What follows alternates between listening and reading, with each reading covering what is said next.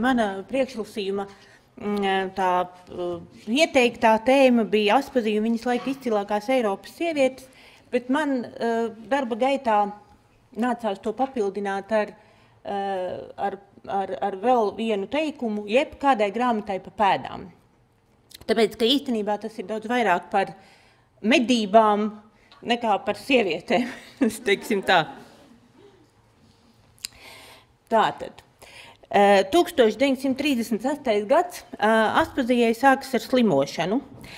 Presē ik pa laikam parādās raišpilni raksti par dzejnieces veselības stāvokli, un vispirms izslimojusies mājās, Aspazija februāra sākumā nonāk doktora Nīmeņa klīnikā, kur sagaida arī savu 71. vai kā tolaik tiek uzskatīts 68. dzimšanas dienu. Tieši ar dzimšanas dienu saistās intriģējoša epizode, kas vispirms nekonkrēti, bet ļoti poētiski aprakstīta 1968. gada trimdā iznākušajā Raiņu un Aspazijas gada grāmatā Annas Stundas atmiņās, bet pēc tam saucerītas viesas mūžīgajos spārnos. Anna Stunda bija Aspazijas pēdējo gadu draudzene. Otrā pasaules kara beigās viņa devās trimdā, nodzīvoja garu mūžu, un 70. gados uzsāka saraksti ar saucerīti viesi. Dalījās atmiņās par viņu un galu galā pārsūtīja vairākus materiālus literatūra pētniecei, kā arī publicējās dažādos trimdas preses izdevumos, pārsvarā par Aspaziju rakstot.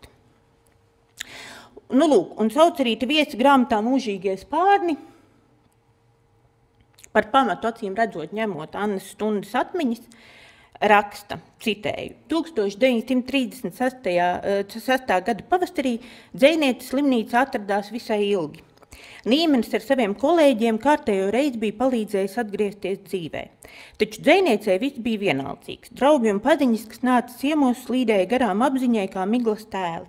Apātiju pārtrauca brīdis, kad starp vēstulēm, kas krājās uz slimnīcas galda, viņi ieraudzīja svešādu aploksni ar Prāgas zīmogu. Reizi izlasījusi, viņa to satraukti pārlasīja vēl un vēl. Prāgā tika izdots monumentāls darbs mūsu laika ievērojamās sievietes. Izdevniecība paziņoja, ka no 26 dažādām valstīm tajā ievietošanai izvēlētas 64 sievietes. Un es, Elze Pliekšāne Aspazija, kā viena no pirmajām pārstāvu savu zemi, savu valsti. Beidzot bija pienākusi necerēta un negaidīta starptautiska atzinība. Aspaziju labais Prāgas dokuments atsauca dzīvē. Vēstuli, kas palīdzēja atgriezties dzīvē, viņa nodeva Annai Stundai ar lūgumu. Anniņ, dvēselīt, paņem tu pie sevis Prāgas dokumentu.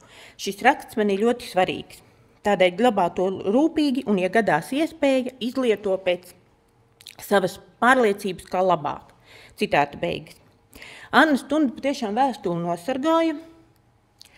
Tā vēlāk nonāca Latvijā un šobrīd glabājas Nacionālajā rakstniecības un mūzikas muzeja krājumā. Bet joks ir tāds, ka Paula Husareka parakstītā vēstule ir datēta ar 1938. gada 17. decembri. Līdz ar to Aspazijas dzimšanas dienā, kas ir martā, viņa nekādi nevarēja būt iejukusi starp citiem sūtījumiem. Sākumā man šķita, ka varbūt ir sajaukti gadi, respektīvi, ka tā vēstule ir pienākusi 37. gadā martā, bet gluži tā nav. Šīs mazās mīklas atrisinājums ir atrodams presē. 1938. gada 17. marta avīzes pēdējā brīdī rakstā ar nosaukumu Dzejniece Aspaziju čehoslovāku redaktors uzskata par ievērojamāko latviešu sievieti. Raksta autors ir viens no daudzajiem, kas dzejnieces dzimšanas dienas priekšvakarā ciemojas Nīmeņa klīnikā, un Aspazija viņam ir stāstījusi, citēju, no Čehoslovākijas man piesūtīts raksts, kurā lūgts sniegt par sevi dažus datus redaktora Paula Husareka grāmatai mūsu laika ievērojamās sievietes. Čehi mani atzinuši par ievērojamāko latviešu sievieti, to jūtu kā gandarījumu par savu darbu. Citāta beigas. Lai kādus arī trikus izspēlētu cilvēka atmiņa, vēstule no Paula Husareka, kā redzat, ir pavisam īsta un kādā brīdī patiešām nodot Annai Stundai. Un arī monumentāls darbs, ja vienkāršāk sakot enciklopēdija, Bedeutende Frauen unserer Zeit, ja mūsu laika ievērojamākās sievietes ir īsta, kaut arī ļoti reti sastopama. Izdevuma redaktors Pauls Husareks šajā labajā Prāgas dokumentā Aspazijai raksta, ka sākotnēji tiek drukātas nelielas brošūras 1 līdz 2 reizes mēnesī, kas tiks vēlāk apvienotas 6 lielos sējumos. Grāmata nav paredzēta tirdzniecībai, bet nonāks tikai lielākajās bibliotekās un kolekcionāru rīcībā.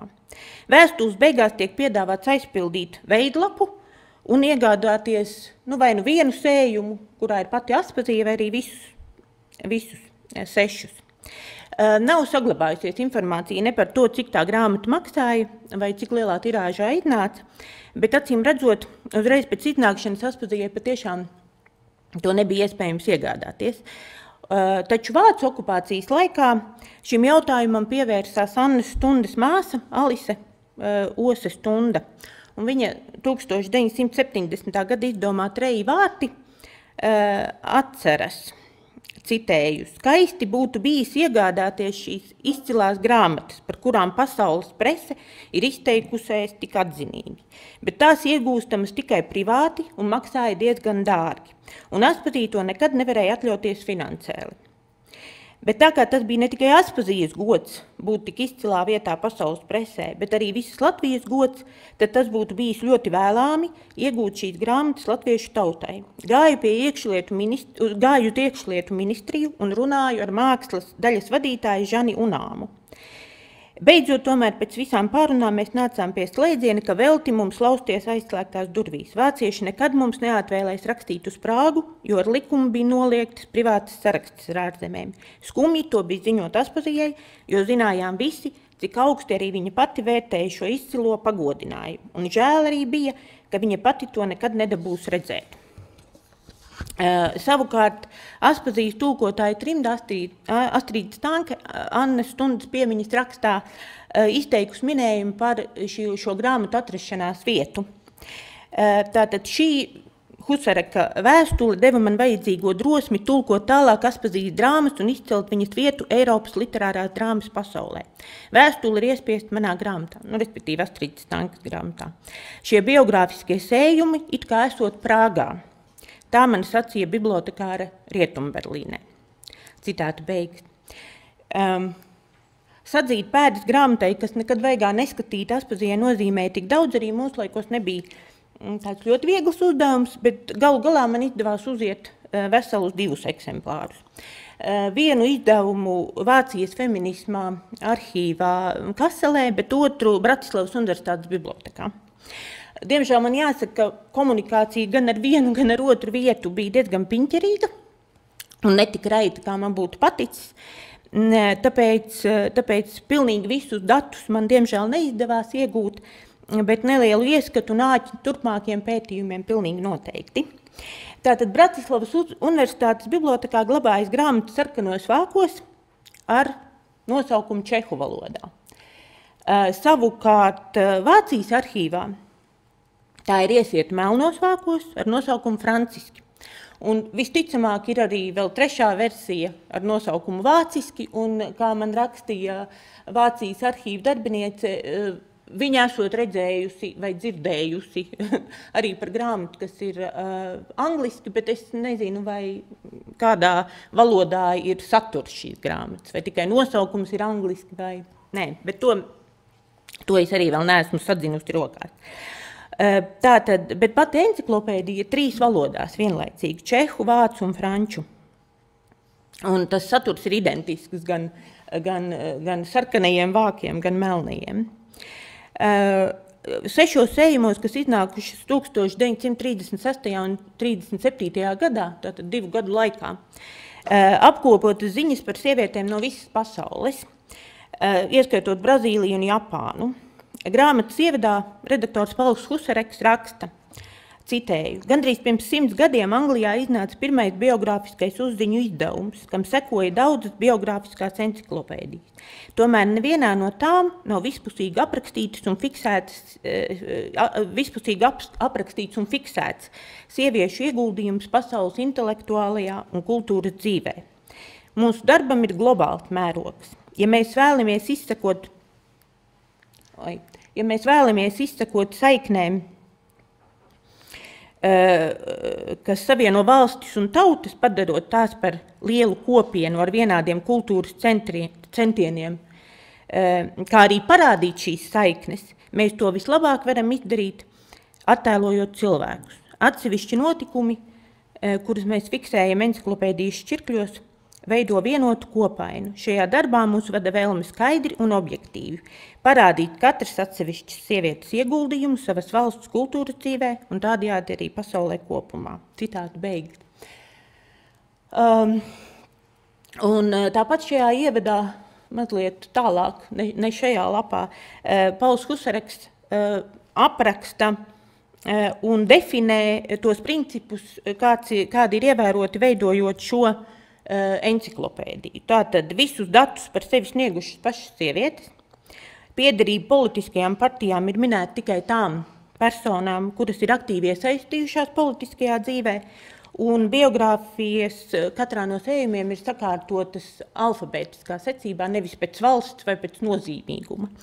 Grāmatas ievadā nav minēts, kā redakcija izvēlējusies katras atsevišķas valsts nozīmīgākās personas, bet atpazīst sakarā jāmin, ka jau vairākus gadus iepriekš Čehoslovākijā bija iznākusi plaša enciklopēdija, kurā bija šķirklis gan par Raini, gan par Aspaziju. Tā kā kaut kāda informācija droši vien Čehoslovākijā par Latvijas literāro dzīvi bija.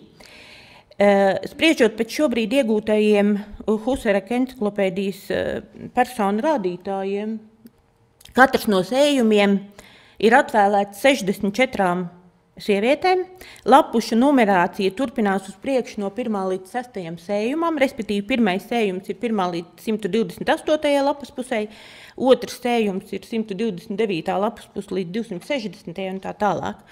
Personu rādītājs, kur katrā sējumā tiek papildināts un ietverot arī iepriekšējo sējumu datus. Respektīvi, 6. sējumā ir pilnīgi visu 6 sējumu rādītājs.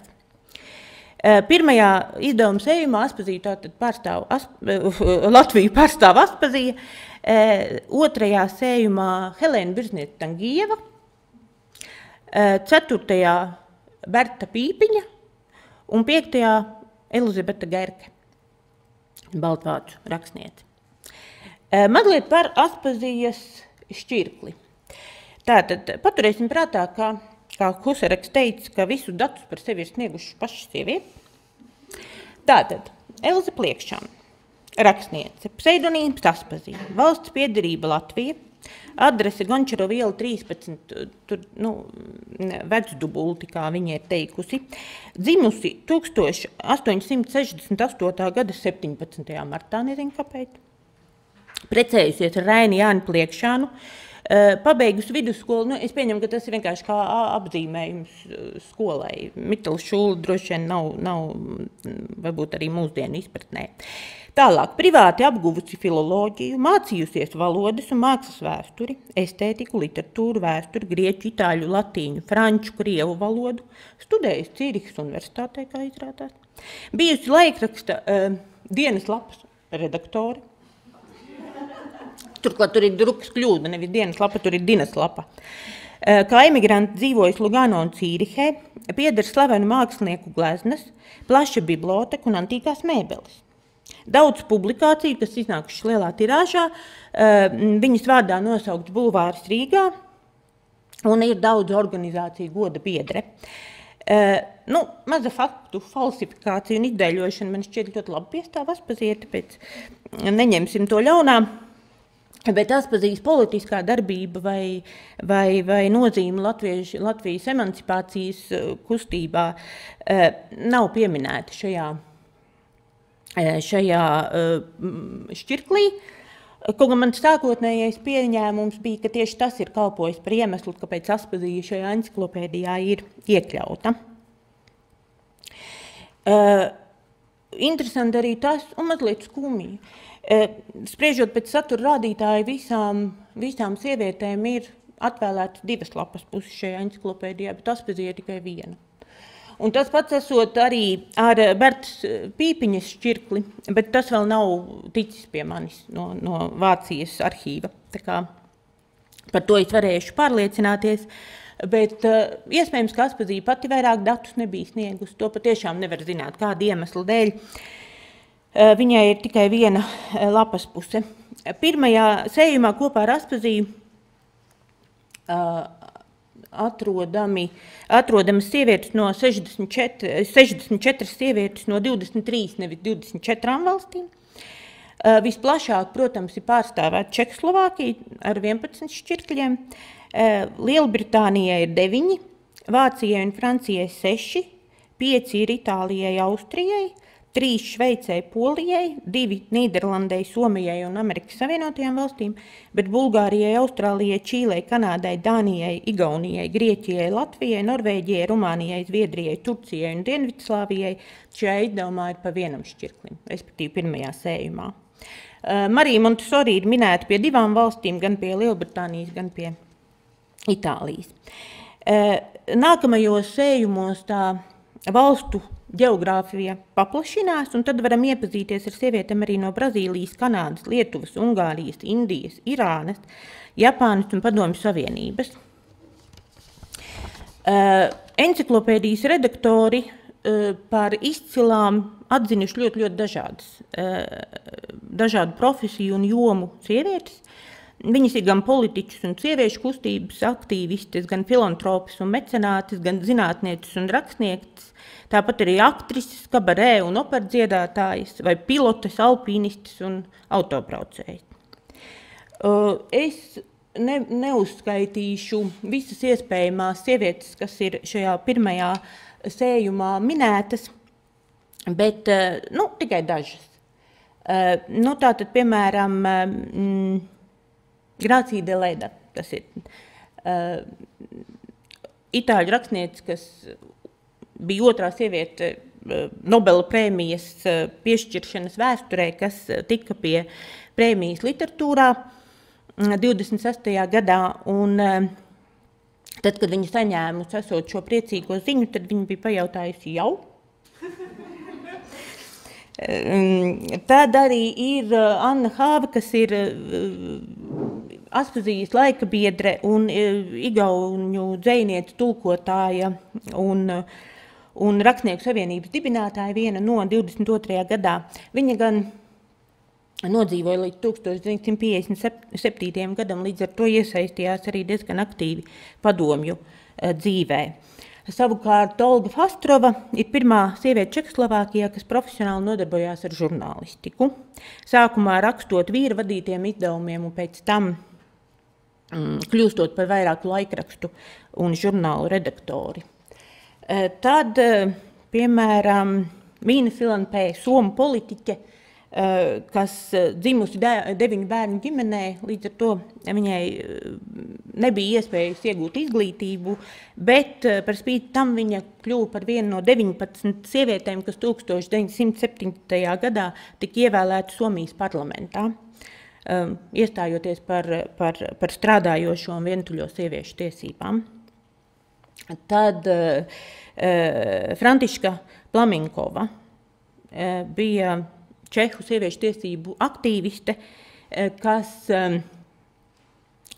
bija iegūst skolotājas izglītību un 1901.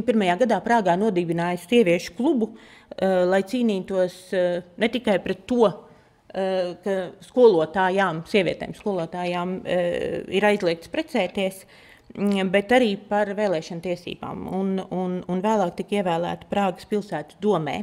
Marija Montessori droši vien vārds, kas mums visiem kādas asociācijas izraisa, tātad itāliešu ārsti un pedagoģi, kas izveidoja pati savu apmācības sistēmu, un viņa bija pirmā sieviete Itālijā, kas absolvēja Romas universitāti iegūdama ārstes diplomu, un vēlāk tātad nodibināja skolu, kurā izmantoja savu apmācības sistēmu, un Musolīnī nākot pie varas, viņa emigrēja no Itālijas uz Lielbritāniju, un tāpēc arī acīm redzot šajā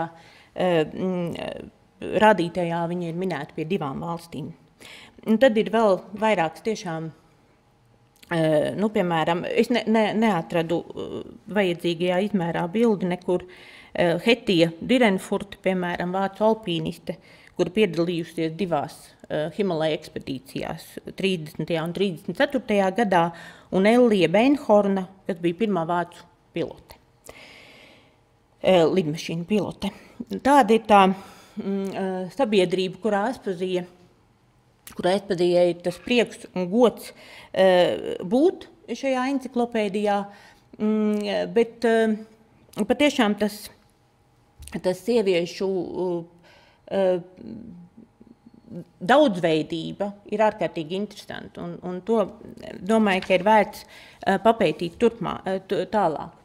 Un vēl pavisam īsos vārdos es nekādīgi nevarēju atturēties no tā, nepameklējot informāciju arī par Paulu Husareku, jo man šķiet, ka tas ir viens brīnišķīgs vīrietis bijis.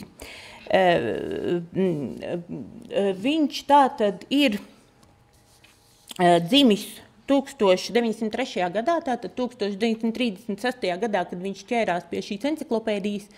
Viņš bija jauns vīrietis un studējis filozofiju Prāgas un Parīzes universitātē, draudzējies ar Kafku, vadījis raidījumus Prāgas radio, un visādā ziņā bijis ļoti interesants cilvēks. Un 1940. gadā viņu arestēja Gestapo. Iemesls bija gan viņa nepārdomātās runas savā radioraidījumā, gan arī šī darbība šajā izdevniecībā, kas izdeva mūsu laika ievērojamās sievietes. Droši vien, ka pamatiemesls tam bija tas, ka otrs redaktors šajā izdevniecībā bija ebrejs. Bet, kā izteicās Vācu arhīva darbiniece, visticamāk, ka nacistiem negāja pie sirds tādi izdevumi par dažādām brīvdomīgām sievietēm. Un līdz ar to 1941. gadā Husareks nonāca koncentrācijas nometnē, un no kuras tika atbrīvota tikai kara beigās, respektīvi 45. gada aprīlī viņš tika no turienes atbrīvots. Laikam filozofiem ir lielākas izdzīvošanas spējas nekā citiem cilvēkiem. Viņš nodzīvoja līdz 1964. gadam un ļoti aktīvi iesaistījās dažādās pēckara, ar tā sakot, nacisma atmaskošanu saistītās organizācijās. Tā kā man šķiet ļoti brīnišķīgs cilvēks, kas patiešām ir, un tas enciklopēdijas mērogs patiešām ir neparasts. Tas, cik plašs loks un kādā veidā ir pārstāvēts, tas patiešām ir ārkārtīgi interesanti un vērts to turpināt.